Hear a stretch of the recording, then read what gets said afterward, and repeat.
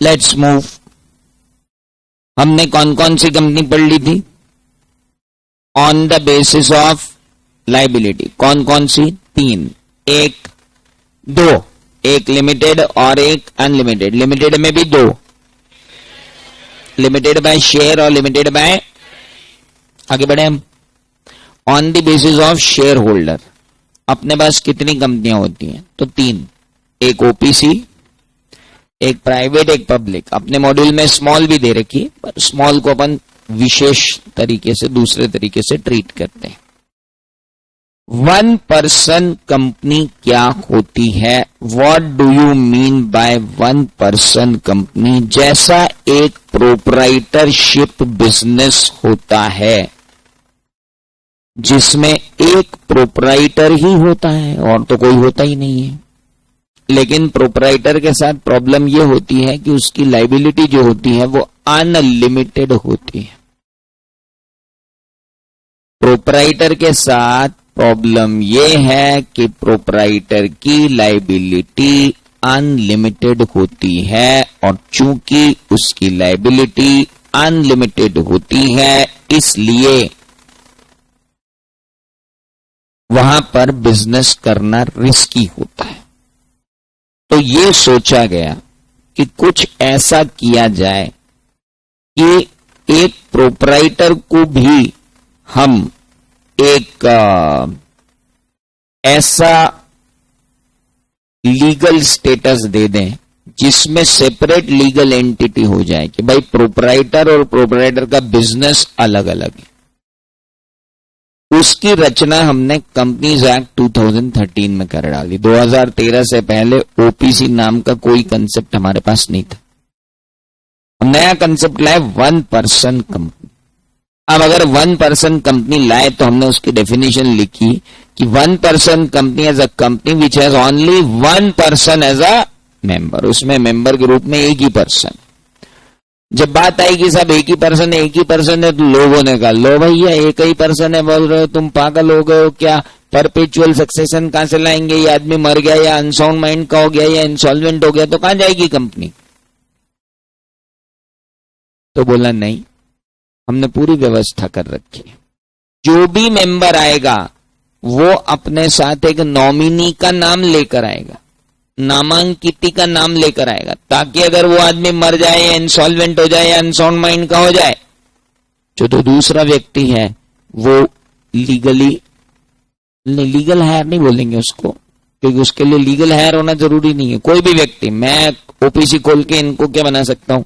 Nominee. तो मेरे unsound mind के होने, इंसॉल्वेंट होने के चक्कर में फिर ये क्या होंगे? ये कंपनी की बागडोर संभाल लेंगे। लेकिन ऐसे व्यक्ति से इनकॉर्पोरेशन के समय ही डिक्लेरेशन ले लिया जाता है। ओपीसी एक प्राइवेट लिमिटेड कंपनी का ही प्रकार है। पहली बात, OPC is nothing but then private company. The memorandum of OPC shall indicate the name of the other person. Memorandum में दूसरे पर्सन का भी नाम होता है जिसे हम नॉमिनी कहते हैं। जब सब्सक्राइबर की डेथ या इनकैपेसिटी हो जाएगी तो वो बंदा क्या बन जाएगा? मेंबर। जब तक वो बंदा जिंदा है या साउंड माइंड का है तब तक वो नॉमिनी रहेगा, और अगर वो अनसाउंड माइंड का हो गया, इनकॉम्पिटेंट टू कॉन्ट्रैक्ट हो गया या मर गया तो जो नॉमिनी है वही क्या कहलाएगा? फिर मेंबर। हेलो, तो सर अगर किसी को अपन ने नॉमिनी बना दिया, जैसे आपने इसको नॉमिनी बना दिया, तो ये अपने जीवन में आपकी कंपनी को नॉमिनी पद छोड़ सकता है? कभी भी छोड़ सकता है। किसने मना किया? He can leave any time. Hello, he can leave any time. और सर अगर मैंने इसको नॉमिनी बना दिया तो क्या मैं इसको बाद में चेंज कर सकता हूं? I can change any time. लेकिन लीविंग करोगे तो भी आरओसी को सूचना देनी पड़ेगी। हेलो, लीव करोगे तो भी आरओसी को सूचना देनी पड़ेगी, है ना? बदलोगे तो भी आरओसी को सूचना देनी पड़ेगी। रिकॉर्ड में अपडेट होना जरूरी, पर यह जरूरी नहीं है कि एक बार जो बन गया वो बन गया, माथे ही आ गया। नहीं, वो भी चेंज हो सकता है, मैं भी चेंज कर सकता हूं, वो भी छोड़ के जा सकता है। लेकिन उसकी जगह नया लेकर के आना पड़ेगा. Is that clear? नाउ कौन बंदा ओपीसी बना सकता है और कौन बंदा नॉमिनी बन सकता है? तो भैया एक बंदा नॉमिनी भी तभी बनेगा और ओपीसी भी तभी बनाएगा जब वो इंडियन सिटीजन हो. पहली बात क्या चाहिए मेरे को? इंडियन सिटीजन का मतलब भारत में पैदा हुआ है ना. और सुनो, इंडियन सिटीजन चाहे वो इंडिया में रहता हो या बाहर रहता हो, लेकिन लास्ट ईयर उसको कम से कम 120 दिन इंडिया में रहना है जिस दिन आपकी ओपीसी इनकॉर्पोरेट हो रही है. मैं ओपीसी बनाने पहुंचा, मैंने कहा साहब मेरी ओपीसी बना दो. बोले ठीक है. आप इंडियन सिटीजन हो? मैंने कहा हो साहब. आप कहाँ रहते हो? मैंने कहा साहब मैं लंदन रहता हूं. एक मिनट, पिछले साल आप कितने साल इंडिया में रहे? मैंने कहा 150 दिन. बना लो ओपीसी. सब 100 दिन नहीं बना पाओ. इंडियन सिटीजन होने के साथ साथ आपको क्या होना जरूरी है? कम से कम 120 दिन during the immediate preceding year आप कहां रहे हो? इंडिया.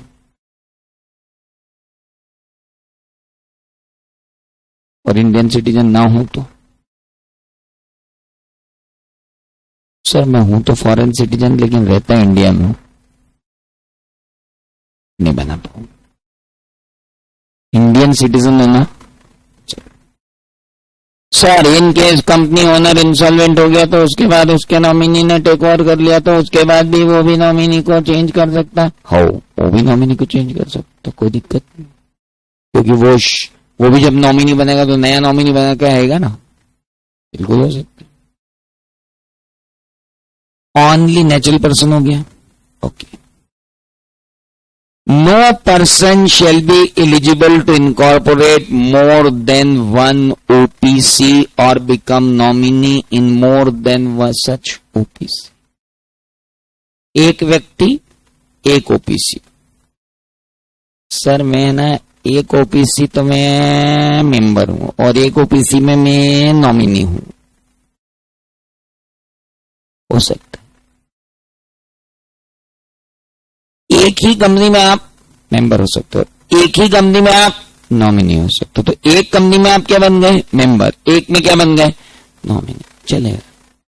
लेकिन एक से ज्यादा कंपनी के अंदर न तो आप नॉमिनी हो सकते हो, न ही एक से ज्यादा कंपनी के अंदर आप. So no person shall be eligible to incorporate more than one OPC or become nominee in more than one OPC. अरे हेलो ऑनलाइन वालों, समझ में आया कि नहीं? चलिए देखो भैया, तुम ओपीसी हो, बड़े लोगों जैसे काम मत करो. तुम ओपीसी हो, हाँ, तुमने सेक्शन 8 के लिए अप्लाई कर दिया. सेक्शन 8 कंपनी तो दान धर्म पुण्य करने के लिए बनती भैया. बड़े लोग दान धर्म करते, तुम कहां दान धर्म करने आ गए? ओपीसी.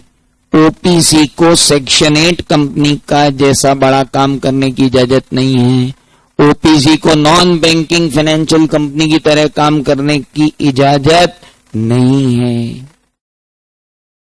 ओपीसी को इन्वेस्टमेंट एक्टिविटी करने की भी इजाजत नहीं है कि वो किसी दूसरी बॉडी कॉर्पोरेट में इन्वेस्ट करती बैठे.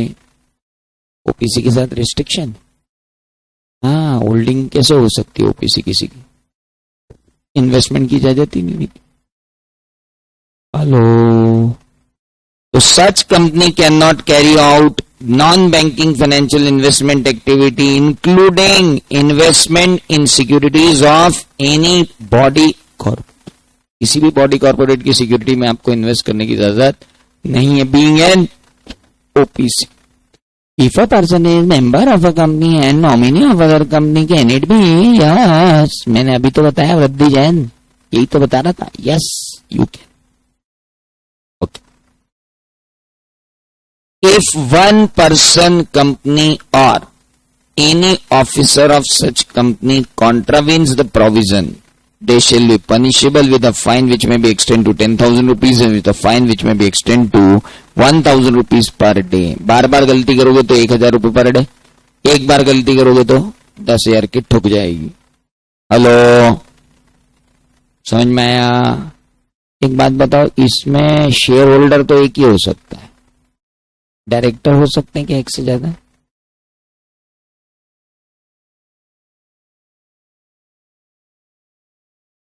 प्यारे गधों, डायरेक्टर का शेयर होल्डर होना जरूरी नहीं है। हम एक से ज्यादा 15 तक डायरेक्टर रख सकते हैं ओबीसी। समझ में है? क्योंकि हर डायरेक्टर शेयर होल्डर हो जरूरी। शेयर होल्डर अपने को क्या चाहिए? एक। डायरेक्टर तो आप कितने ही रख लो। हे राम, कुछ समझ में आया? अब मॉड्यूल में पहले हुआ करता था कि क्या एक ओपीसी अपने आप को किसी प्राइवेट कंपनी में कन्वर्ट कर सकती है, तो पहले लिखा हुआ होता था 2 साल तक ये करो वो करो, अमेंडमेंट के बाद ये सीखती सी, जब चाहो जब कन्वर्ट हो जाओ, कोई दिक्कत नहीं। हेलो, तो आपको अगर कहीं लिखा हुआ मिले तो मेरे पास आ मत जाना, सर इसमें तो लिखा हुआ है कि 2 साल नहीं ये साल, और अगर तुमने मेरे से सीढ़ी पे ये प्रश्न पूछ लिया तो धक्का दे दूंगा। चले आगे। Sir, if the other member of the company dies, then he will be member of the company as well, then will be member of the 2 company in this case, then he has to leave 1 company, my dear. एक company छोड़नी पड़ेगी तुरंत, क्योंकि वो 2 company में member नहीं हो सकता। यस, चले आगे।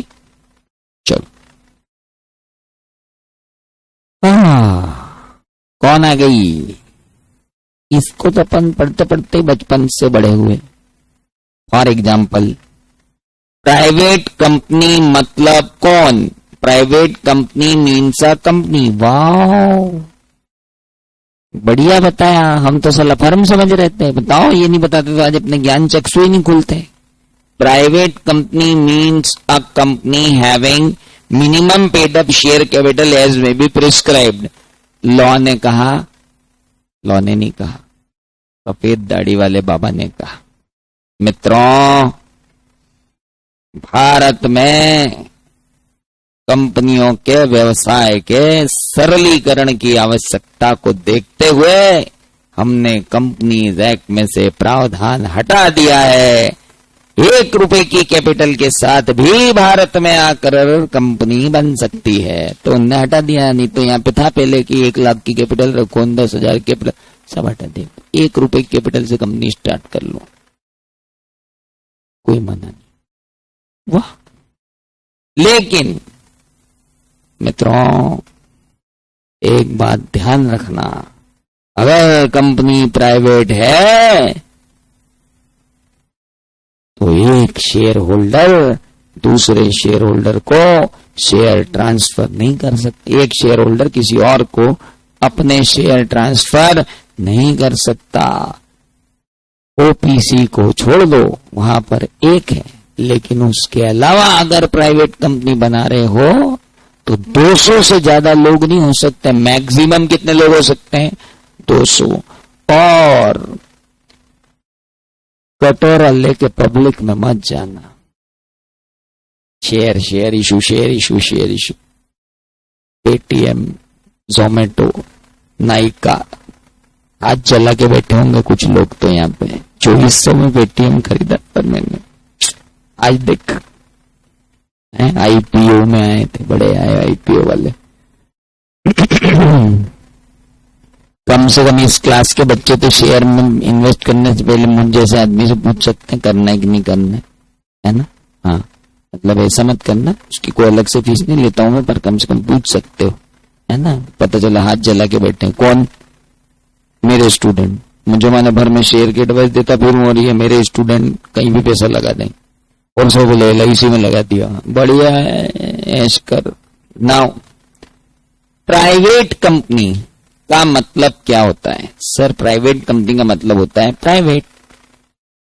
प्राइवेट अफेयर हमारा पब्लिक में नहीं ले जाएंगे हम।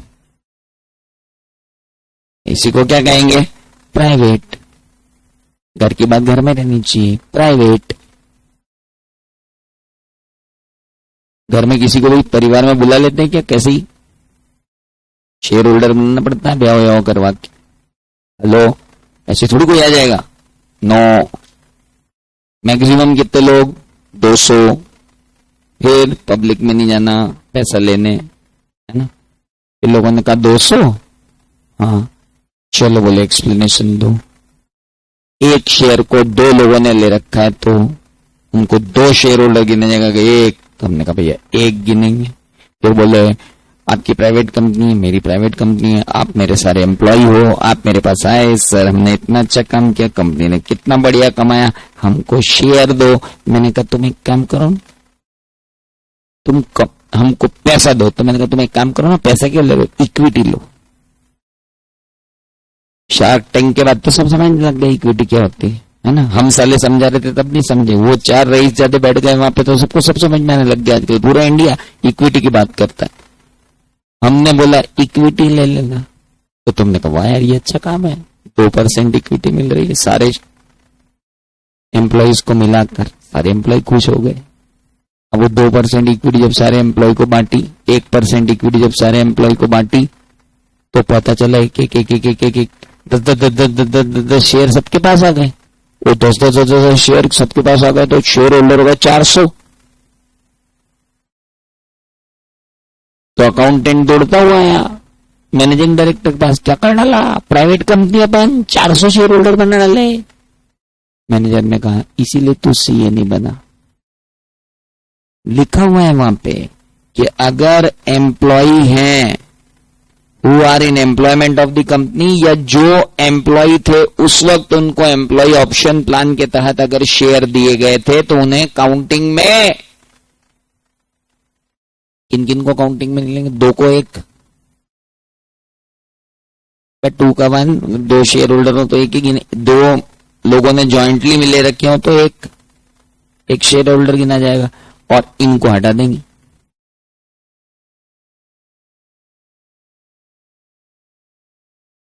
समझ में आ गई प्राइवेट कंपनी। ऐसा हाथ हिलाओ मतलब मैं तुमसे बात कर रहा हूं ऑनलाइन, दिख ऐसा रहा है कि मैं इनसे बात कर रहा हूं पर बात तुमसे कर रहा हूं। आगे बढ़ू।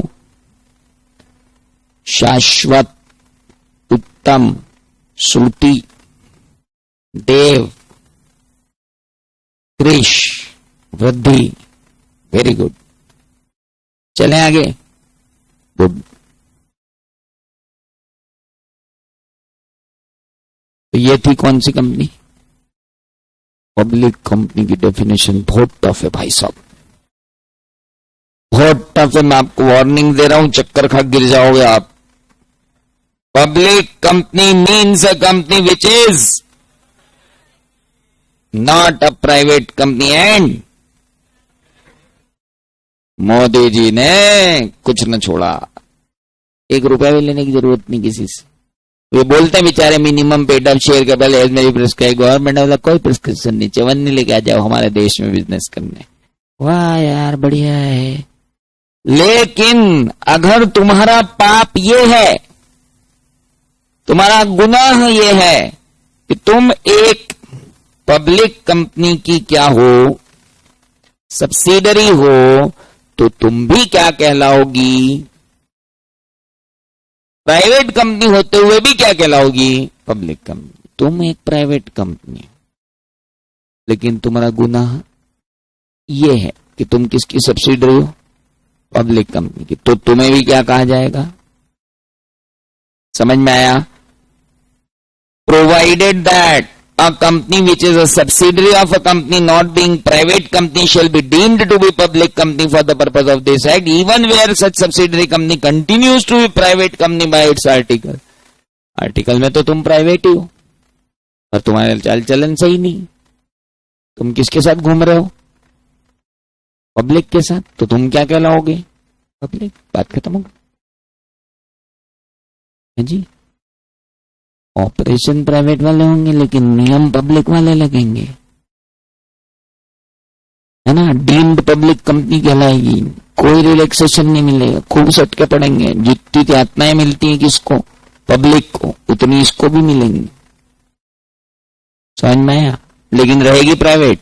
ऐसा नहीं कि चलो तुमने हमको पब्लिक मान लिया, चलो हम कटोरा लेके निकल जाए, ऐसा नहीं है ना। एक्ट के प्रोविजन लगने के लिए तुमको क्या माना जा रहा है, पब्लिक। चलें आगे। बहुत टफ डेफिनेशन भाई साहब। Holding company. किसी से बोलो क्यों, बाप क्या होता है? बोले बाप वो होता है जिसका एक या एक से अधिक बेटा हो। हेलो, ऐसे हमने होल्डिंग कंपनी की डेफिनेशन दी। होल्डिंग कंपनी कौन? A company is holding company in relation to one और more other company who are subsidiary. ऐसी कंपनी जिसकी एक या एक से अधिक सब्सिडरीज हो होल्डिंग कहलाती है। हुआ ना? बाप कौन? बोले जिसका एक या एक से अधिक बेटा हो, बेटी हो, व्हाटएवर, एक या एक से अधिक बच्चा हो, तो क्या कहलाएगा? बाप। होल्डिंग कौन? जिसकी एक या एक से अधिक सब्सिडरी। ये ऐसा क्यों लिखते हैं? Typical a company is holding company in relation to one और more other company means company of which such companies are subsidiary company. इनकी लिखने की स्टाइल है, अपने क्या करना, अपन तो लिख देंगे a company which has one और more subsidiaries is known as. Hello, समझ में आया? पर सब्सिडरी क्या होती है भाई साहब? In relation to any other company means a company in which holding company. एक दूसरे के रिलेशन में ही बोल रहे हैं। पति कौन? बोले जिसकी एक पत्नी हो, एक से ज्यादा नहीं बोलूं मैं, जिसकी एक पत्नी हो। पत्नी कौन? बोले पति के रिलेशन में पत्नी वो है जिससे उसकी शादी हुई है, जो उसके घर में रहती है, जो उसके साथ रहती है। मतलब इस तरह से डेफिनेशन दे रहे हैं वो। तब जब होल्डिंग पढ़ने जाते हैं तो सब्सिडरी आ जाती, सब्सिडरी पढ़ने जाते हैं होल्डिंग आ जाती। अब यहां हमने पूछा सब्सिडरी क्या? बोले in relation to any other company means a company in which the holding company, in which the holding company मतलब ऐसी कंपनी जिसमें होल्डिंग कंपनी ने कंट्रोल कर रखा हो composition of board of director पे। Control over composition of board of director मतलब मैं एक्स लिमिटेड हूं, तुम वाई लिमिटेड हो। एक्स लिमिटेड ने वाई लिमिटेड, एक्स लिमिटेड के पास वो पावर है कि वो वाई लिमिटेड के बोर्ड ऑफ डायरेक्टर में किसी को रख सकता है या किसी को निकाल सकता है। हेलो, एक्स लिमिटेड के पास वो पावर है कि वो वाई लिमिटेड में किसी को रख सकती है या किसी को निकाल सकती है बोर्ड ऑफ डायरेक्टर्स में से। इतने पावर है उसके पास। कैसे आते होंगे सर ये पावर? एग्रीमेंट से भी आ सकते हैं, शेयर होल्डिंग से भी आ सकते हैं। अरे हेलो, किसी भी आ जाए, अपने क्या, अपने को तो ये मालूम है भैया एक्स लिमिटेड के अंदर इतनी ताकत है कि वो वाई लिमिटेड के बोर्ड ऑफ डायरेक्टर्स में किसी को रख सकती है, किसी को निकाल सकती है। तो हम कहते हैं it is control over composition of board of director. तो इसे हम क्या कहते हैं? Holding company. समझ में आ रहा है? ओकर लगने के बाद तो जो अच्छा ही समझ में आता है ठाकुर। चलो कोई बात नहीं, आगे बढ़ो। एक्सरसाइज और controls more than one half of the. हम फिर गायब हो गए, कैसे कैमरा है यार ये?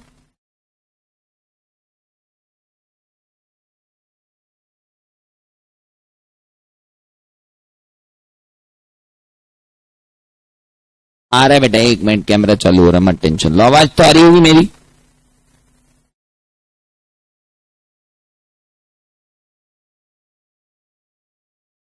अंकल क्या हमारा कैमरा बंद हो जाता है यार? तुम क्या कर रहे हो यार?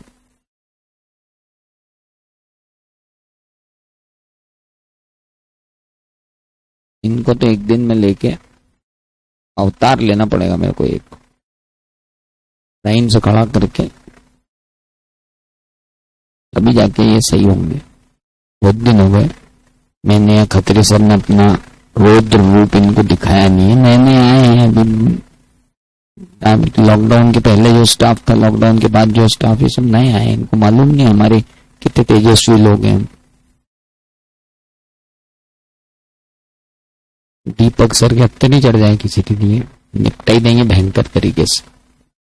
चढ़ गए थे एक आध दिन। दीपक सर अभी गुस्सा हुए कि नहीं हुए?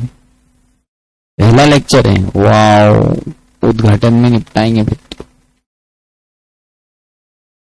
रविजीत सर के केस में तो हो गया था। रुकना 1 मिनट, सुनाई तो दे रहा है ना तुम लोगों को? ऑनलाइन वालों सुन रहे भैया। अबे क्या करते हैं यार तुम, बैटरी का इसका ढंग के लगा के जाओ ना यार। बैटरी बार बार बंद हो जाती है इसकी बैटरी। क्या करेंगे अब? तो चेंज करेंगे तो यहीं बैठो फिर, या तो ऐसा कैमरा लेके आओ जिसमें बैटरी चेंज नहीं करना पड़े। तो कंटिन्यूअस पावर सप्लाई नहीं दे सकते कि इसको? पावर सप्लाई पे नहीं चलता कि तुम्हारा कैमरा? अच्छा, कहां से आया तुम्हारे ये कैमरा? मंगल ग्रह से?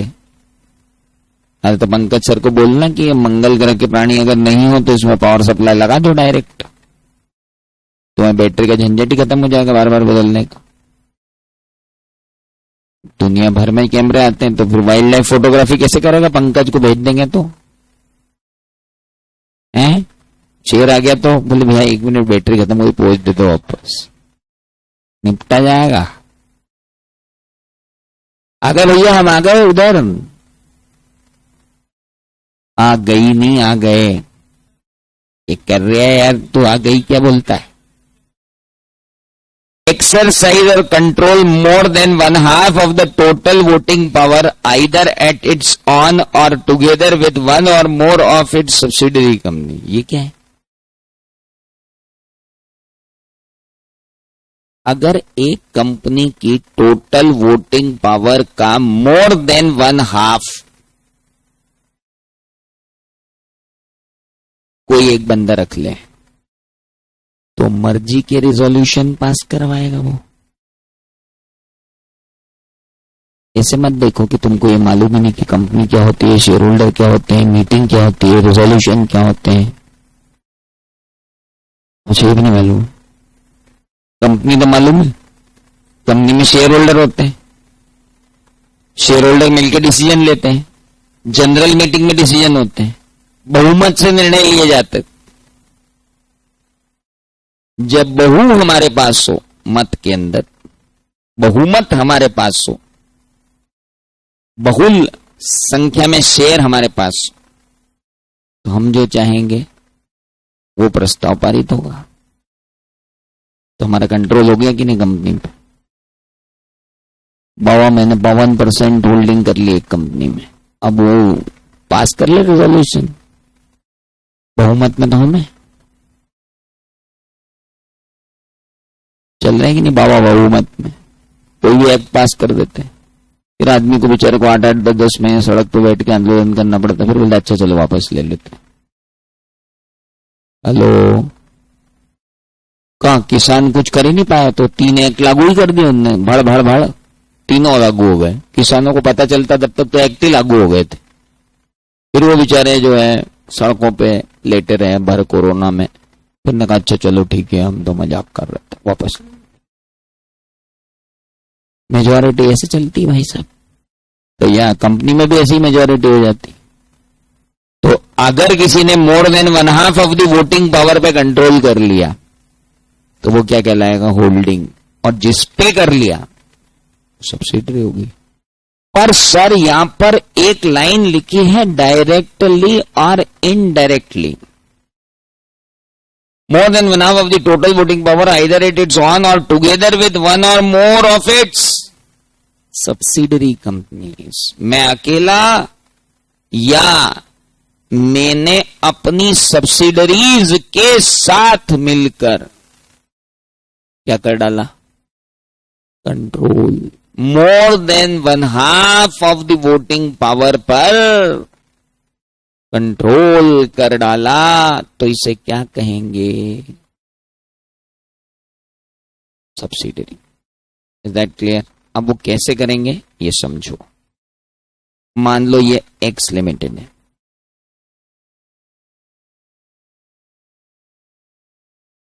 एक्स लिमिटेड ने वाई लिमिटेड में 60% की होल्डिंग कर रखी।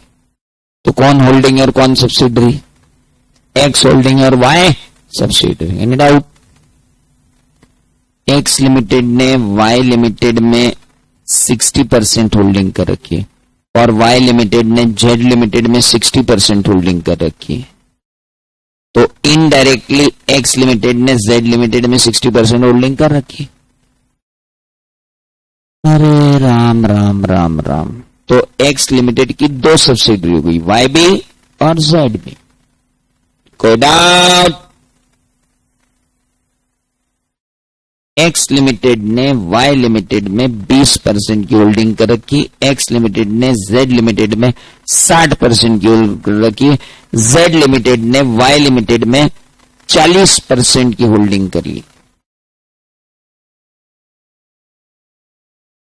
तो दादा एक्स की एक सब्सिडरी हुई कौन? जेड, और दूसरी हुई कौन? वाई। क्यों? 40 प्लस 20 बराबर। कोई भी क्रांतिकारी व्यक्ति, आंदोलन जीवी यहां मुझसे ये न कहे कि सर देखो मैं बताऊं, डायरेक्ट तो आपकी 20 है पर इनडायरेक्ट आपकी 40 का 60% यानी 24 ही है, यानी आपकी तो 44 ही है। लपड़ पड़ जाएगा भयंकर वाला।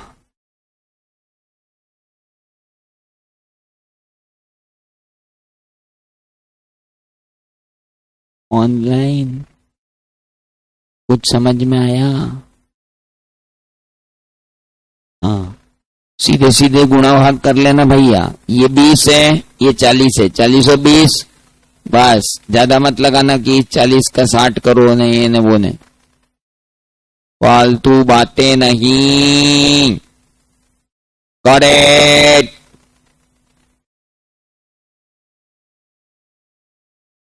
For the purpose of this section, a company shall be deemed to be subsidiary company of the holding company even if the control referred in one or two is of another subsidiary of the holding company। वो तो अपन ने बता ही दिया आपको। अरे अभी तो बताया एक्स ने वाई को, वाई ने जेड को। हो गया। The company composition of company's board of directors shall be deemed to be controlled by another company if other company by exercising power can remove और अपॉइंट डायरेक्टर। कंट्रोल और composition of board of director कब बोलते हैं? जब एक company,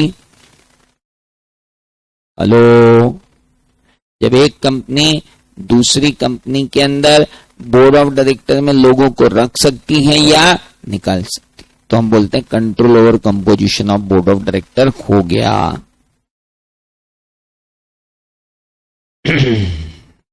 अरे status of a private company which is subsidiary to the public company in view of 271 of the companies act, private company which is subsidiary of a public company shall be deemed to be public company for the purpose of this act even where such subsidiary company continues to be private in its article। अभी तो पढ़ा था, तो public limited में पढ़ाया था ना मैंने आपको। होल्डिंग समझ में आया, सब्सिडरी समझ में आ गया। होल्डिंग कौन? जिसकी एक से अधिक सब्सिडी। सब्सिडी कौन? जिसमें होल्डिंग ने डायरेक्टली या indirectly more than one half of the voting right है कि शेयर कैपिटल है, वोटिंग पावर पे कंट्रोल कर रखा हो या कंट्रोल और composition of board of director कर रखा हो। Is that clear?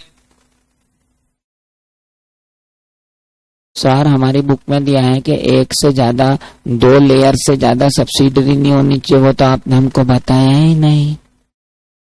प्यारे गधड़े बच्चे, वहां सिंपल सी बात है कि एक्स लिमिटेड ने वाई लिमिटेड को सब्सिडरी बना दिया, वाई ने जेड को सब्सिडरी बना दिया, जेड ने पी को सब्सिडरी बना दिया, पी ने क्यू को सब्सिडरी बना दिया, क्यू ने आर को सब्सिडरी बना दिया। क्या ऐसा पॉसिबल है कि बस यहां 2 तक जाके रुक जाएंगे? बोले 1 और ये 2, बस यहां रुक जाओ, इसके बाद नहीं जाना, 2 लेयर से नीचे नहीं जाने देंगे। क्या ऐसा है?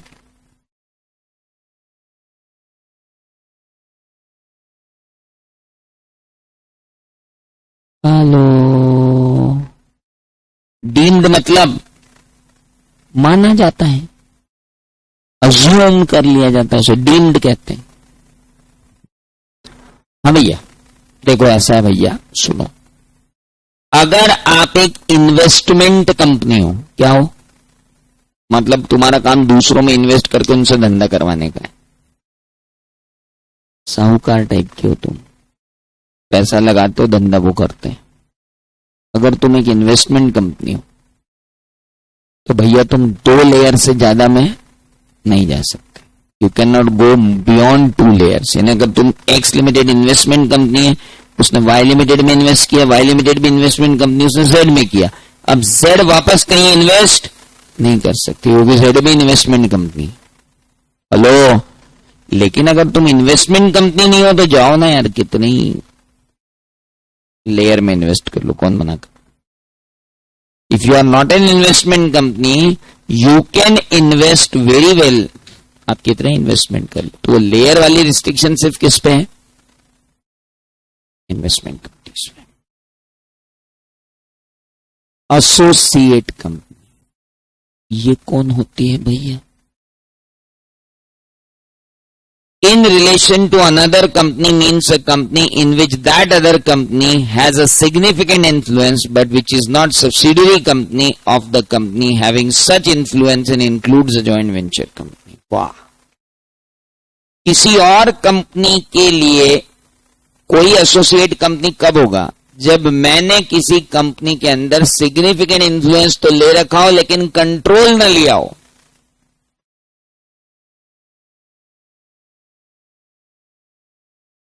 मैंने किसी कंपनी के अंदर सिग्निफिकेंट इन्फ्लुएंस तो किया है लेकिन कंट्रोल नहीं। सिग्निफिकेंट इन्फ्लुएंस क्या होता है? 20% और मोर बट अप टू 50%। अरे भगवान, 20% और मोर, वहां कितना था? 50% से ज्यादा। यहां कहां है? 20 या उससे ज्यादा, up to 50। For the purpose of this clause, significant influence means control of at least 20% of total voting power or control of participation in business decision. Business decision में participate मैं करूंगा, ये मेरा हक है, हालांकि मैं उस डिसीजन में सिर्फ मेरा एक वोट रहेगा पर टांग तो अड़ाऊंगा, कंट्रोल नहीं करूंगा, टांग अड़ाऊंगा। हेलो, अरे ये मायावती की सरकार है, ये मान लो। एसोसिएट मतलब समझ में, जिधर गुड़केंगे उनके साथ रेजोल्यूशन पास हो जाएगा। हेलो, समझ में? तो जिधर गुड़क गए उधर रेजोल्यूशन पास करवा देंगे। मतलब यूं तो मान लो किसी की 25% की स्टेक है, अब रेजोल्यूशन पास होते हैं 50-50, 50 से ऊपर पे। अब मान लो किसी पर्टिकुलर रेजोल्यूशन में 30% लोग बोल रहे हैं हाँ, हेलो, 30% लोग बोल रहे हैं हाँ, 45% लोग बोल रहे हैं ना, तो ये 25% बोलेंगे बोलो किधर आए, हम जिधर, रेजोल्यूशन उधर। इनका कंट्रोल तो नहीं है, तो इन्फ्लुएंस तो है ना भैया, इनको साथ में लेके चलना पड़ता है, नहीं तो रेजोल्यूशन पास नहीं हो पाएगा। तो ऐसे लोगों को क्या कहा जाता है? एसोसिएट। नहीं, मैंने जिसने 20% या उससे ज्यादा लिया है उसे इन्वेस्टर कहते हैं। क्या कहते हैं? इन्वेस्टर। जिसमें लिया है वो क्या कहलाती है? एसोसिएट। हेलो, जैसे होल्डिंग ने इन्वेस्टमेंट किया तो वो होल्डिंग है, ऐसे इन्वेस्टर ने इन्वेस्ट किया तो वो इन्वेस्टर है। हेलो, होल्डिंग ने जिसमें इन्वेस्ट किया वो सब्सिडरी है, इन्वेस्टर ने जिसमें इन्वेस्ट किया वो एसोसिएट। हेलो, और इसके अंदर जॉइंट वेंचर भी आते हैं जिनमें एग्रीमेंट करके वो लोग जॉइंट कंट्रोल रखते हैं कि भाई मारुति तुम, सुजुकी हम, बनाते हैं मारुति सुजुकी, 50% तुम्हारी 50% हमारी। हेलो, जॉइंट वेंचर, 2 कंपनियां मिलकर तीसरी कंपनी बनाती है और उसमें प्रोडक्शन करती है। आजकल तो सब जॉइंट वेंचर खत्म हो गए, पहले होते थे कावासाकी, बजाज, काइनेटिक, होंडा, है ना, हीरो होंडा, अब होंडा अलग है, हीरो अलग है, नाम भले हीरो होंडा, बात अलग है।